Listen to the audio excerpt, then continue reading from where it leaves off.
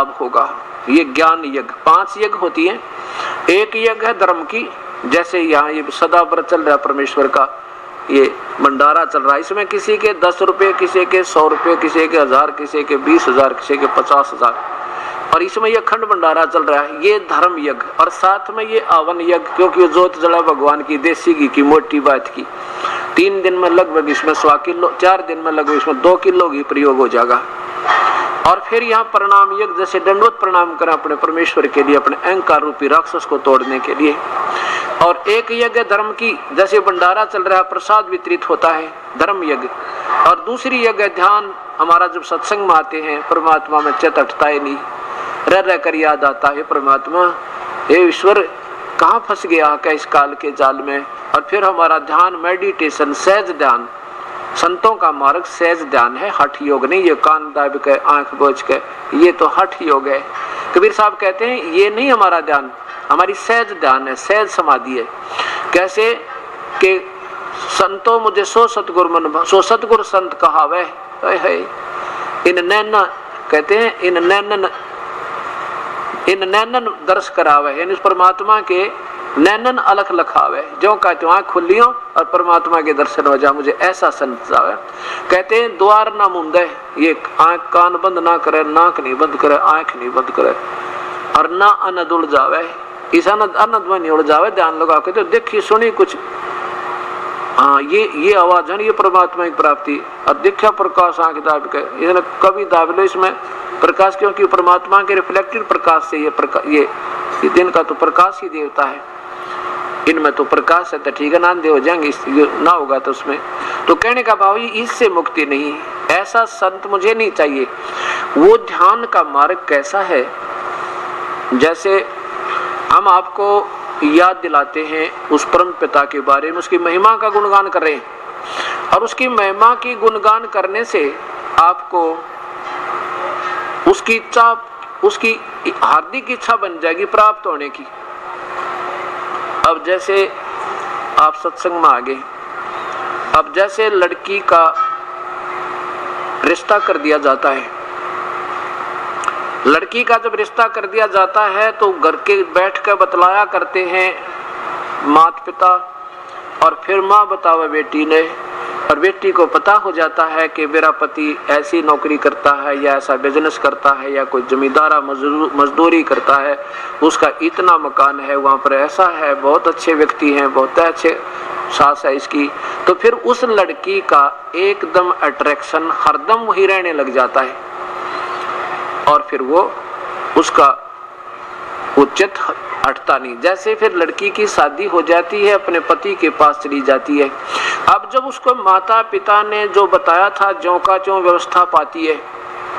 अब जैसे ये परमात्मा कबीर साहब ने हमें आकर बताई, आपको ये विश्वास रखना चाहिए कि परम पिता परमेश्वर आए हैं, उन्होंने सही बताया। अब आत्मा का की सगाई कर दी परमात्मा ते पूर्ण ब्रह्म ते, और दास बिचौला बना के। अब आपको ये याद दिलाए जाते हैं कि अपने पति के घर पे क्या क्या सुख होगा, और फिर उमंग भरेगी उस दुल्हन की तरह हमारे अंदर, और कति आनाकानी नहीं होगी, चलेंगे जब यहाँ तक इतना चासा चढ़ेगा, जैसे परमात्मा हुआ तो जाए पार पड़ेगी। तो ऐसा हमारा ध्यान हरदम वहाँ रहेगा, जैसे पति भरता पति से राती आन पुरुष निभावे, और वैसे पी हर में, और फिर सुरत प्रीतम में, ऐसा ये सहज ध्यान कहावे, ऐसा ध्यान लगावे। जैसे लड़की की शादी हो जा, ससुराल से फिर वापस आ जा, और फिर उसका एक पल भी चित, ठीक है माता पिता बहन भाई से सारे ढंग तो रहती है, पर उसके अपने पति से एक पल भी वो चित नहीं हटता। ऐसे जब हमें ये ज्ञान और वास्तविक सुख का अनुभव हो जाएगा, फिर इस संसार में हमारा ये सहज मेडिटेशन, हमारी सुरती उसी के चरणों में, और उसी के सुख को, वहाँ क्या क्या सुख है, यहाँ कितना कष्ट है, वो हरदम हृदय से हटे नहीं। इसलिए हमारा चित्त हम हमेशा उस परमेश्वर के चरणों में लगा रहेगा।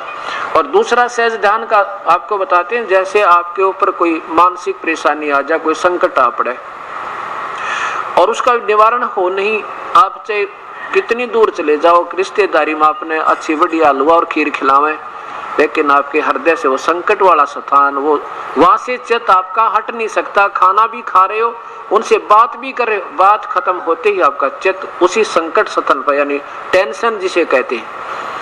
अब जैसे एक व्यक्ति ने लड़की की शादी करनी थी, 50,000 रुपये उधार लोन ले लिया, ऋण ब्याज पे, और फिर नौते देने चला गया और तिजोरी यानी जिसमें सो रखा था उस अलमारी को खुले छोड़ गया गलती से, और 1000 किलोमीटर जाकर याद आई शाम ने, वो होते हैं तो भाई अलमारी खुली छोड़ा है। परमात्मा, गरीब आदमी मुश्किल से तो ब्याज लिया था, ब्याज पर लोन बन लिया, ए मालिक कोई निकाल ना ले जा।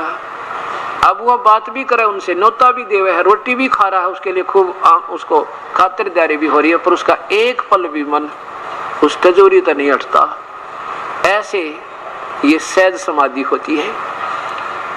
सुमरन की सुध यों करो जैसे दाम कंगाले, कह कबीर विसरे नहीं फिर पल पल लेवे संभाल। सुमरन की सुध यों करो जो सुर भी सुत माही, कह कबीर चारा चरत वो बिसरत कबहू नाही। ये सहज ध्यान है। कैसे? जैसे चारा चर रही है, जैसे चारा चर रही है गऊ, और ध्यान उसका अपने बच्चे पे होता है। चारा भी चर रही है और कोई कुत्ता या कोई हिंसक पशु आ जाता है, फूफा भी कर जाती है, एक दृष्टि इधर भी रहती है, चारा भी चर रही है। ऐसे सुमरन के अंदर भी हमारा सहज मेडिटेशन, सहज ध्यान सुमरन के ऊपर रहता है। और फिर उस सुमरन से हमें लाभ क्या होगा? यानी जैसे हमने आम बो दिया, आम की सेवा में भी ध्यान है और उसके प्रतिफल का भी हमें ये सहज ध्यान है कि इसलिए तो इसको कर रहे हैं। ऐसे जैसे हाड़ी बीज धुन और पंथी से बतरावे, उसमें खंड पड़े नहीं ऐसे, ये ऐसे ध्यान लगावे। जैसे क्योंकि गरीबदास जी एक जमींदार थे, आम व्यक्ति को हर ढंग से समझाने की चेष्टा करते हैं कि जैसे हाली बीज बो रहा है, बीज धुन, धुन माने उसमें लो लग रही है उसकी, बीज बीजने में, रास्ते में कोई रास्ते से के साथ साथ बीज बीज रहा है और कोई अतिथि आ जाता है, यात्री, और वो पूछता उससे कि मैंने उस गांव में जाना है, मेरा रास्ता ठीक है या नहीं है। उसको रास्ता भी बता रहा है, उसको संकेत भी दे रहा है तू ठीक जा रहा है। आगे जाके कुआं आएगा, उससे बाईं तरफ मुड़ जाना। आगे फिर उसके सामने आप देखोगे नीम का वृक्ष होगा, उसके लेफ्ट को यानी दाईं तरफ मुड़ जाना। सामने देखोगे एक और तालाब दिखाई देगा और साथ में बीज भी बीज रहा है। उस बीज के छोड़ने में हल को रोक भी नहीं रहा है और बीज भी बीज, तो उसका ध्यान जहाँ पर है उससे पल नहीं हटा पा रहा। जैसे हाड़ी बीज धुन और पंथी यानी यात्री से बतलावे, उसमें खंड पड़े नहीं भाई, ऐसे ध्यान लगावे। ये हमारी सहज समाधि है। अब कहने का भाव ये है कि धर्मदास जी को परमात्मा बता रहे हैं कि 5 यज्ञ होती है यहाँ पर। एक यज्ञ धर्म की, दूसरी यज्ञ ध्यान, तीसरी यज्ञ हवन की। जैसे यहाँ पर हवन चाहे तो लकड़ियों में घी डाल के उसमें हवन कर लो, क्योंकि लकड़ी ढेर सारी जलाने में उसमें कार्बन डाइऑक्साइड ज्यादा बनेगी, क्योंकि लकड़ी जलने से तो धुआं प्रदूषण होता है ज्यादा। बेशक वो चंदन की भी क्यों ना है, उनकी महक से कोई लाभ नहीं, वो तो महक चंदन वैसे भी दे रहा है, अगर ना फूकेंगे तो भी महक आती है। लेकिन हमारा जो लाभ होगा, हमें घी के प्रज्वलित होने से जो वातावरण और इस यज्ञ से हमारा जो बेनिफिट कहाँ जाएगा, इसका बहुत लंबा प्रोसीजर है, इसका बहुत साइंटिफिक इफेक्ट है।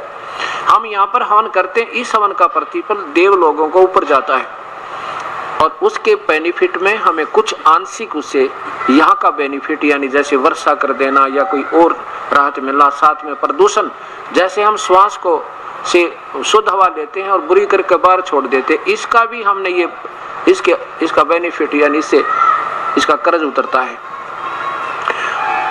अब ये हवन यज्ञ है। हम क्या करते हैं, एक रुई की एक मोटी बात बना के बाती और उसमें भर के अच्छा घी और सुबह शाम जला देते हैं। और मंत्र क्या होते हैं, मंत्र जैसे अपने परमात्मा की वाणी, पूर्ण ब्रह्म की, ये वेदों जैसे मंत्र हैं, वेदों से ज्यादा अच्छे मंत्र। एक तो मुख्यमंत्री का आदेश हो और एक प्रधानमंत्री के मुख से निकले वचन हो, तो वेदों से ज्यादा सुपीरियर शक्ति शक्तिशाली वचन है, यानी मंत्र है, कबीर परमेश्वर की वाणी। और फिर उसके बाद उनके सेकंड नंबर पे उन्हीं के दर्शन के उपरांत ये 5-6 महापुरुषों की वाणी, जैसे आदरणीय गरीबदास जी की, आदरणीय धर्मदास जी की, आदरणीय श्री गुरु नानक देव जी की, आदरणीय दादू जी की वाणी। लेकिन इनसे भी सुपीरियर वाणी उस कबीर परमेश्वर की है। उसके जो मंत्र हम पढ़ रहे हैं उनसे, वेदों से भी उत्तम लाभ हमें होता है। जो सुबह शाम के नित्यनेम और आरती, संध्या आरती और दोपहर की रमैनी जो हम करते हैं, ये हमारा एक हवन और साथ में ज्ञान यज्ञ भी है। अब ये और 5वीं यज्ञ है ज्ञान की, एक यज्ञ है धर्म की, दूसरी यज्ञ है ध्यान, तीसरी यज्ञ हवन की, चौथी यज्ञ प्रणाम, दंडवत प्रणाम। ये भी एक यज्ञ का काम करे। दंडवत प्रणाम करना आम बात नहीं है। ये तो वो पुण्यात्मा करेगी जिसमें भक्ति का अंश बकाया है, और जिनके अंदर भक्ति अंश नहीं है वो झुक नहीं सकते, क्योंकि उनमें वो कीमत अभी बनी नहीं। जैसे सरसों होती है, सरसों, और वो सरसों जब तक उसकी फली आ जाती है, लेकिन फली में सरसों के दाने नहीं बनते, तब तक वो फली ऐसे खड़ी रहती है आकड़ के। और जो क्योंकि उसमें कच्चे दाने हैं, ना खल बने ना तेल, यो किससे काम नहीं हुआ, इसलिए उसमें अकड़ है, क्योंकि उसमें वह कीमत नहीं जो उसने झुका दे। और धीरे धीरे वो परिपक्व जब हो जाती है तो ऐसे लटक जाती है, जमीन को छूने को हो जाती है, उसके बस की बात नहीं। ऐसे जिन पुण्यात्माओं में पिछला भक्ति अंश है, अब एक बार तो करोड़ सा लग गया कि भैया अच्छी जगह आ गया, सारे बूंदे लौटे, यानी तो सारे लेटते हैं, ये क्या असभ्य सा लगता है। लेकिन नो ना बेरा, ये असभ्य नहीं, ये बिल्कुल सभ्य कर्म है। असभ्य तो जब होगा जब गधे बन जाएंगे, सारी उम्र दंडवत करना, पेट का बल चलना, 2.5 मन का बोरा, 1 मिनट की फुर्सत ना चौकर दे जुलूस निकले। तो हम अपने भगवान के चरणों में चाहे कुछ भी हो हमारा, जैसी बदरक मार जाए किसी ने, कितना अंडी पाक रहे हो, मक्खी मुंह में बढ़े और निकले, बता के अभिमान इस माटी का। इस मिट्टी को मिट्टी समझ के भगवान के चरणों में लगाए रखेंगे तो ये राजी होगा, ये प्रसन्न होगा। आदि इन्हीं के पास है ये पूर्ण ब्रह्म दयाल, और मान बढ़ाई मारियो बेअद विसर काल। इस प्रकार हम 5 यज्ञ करते हैं।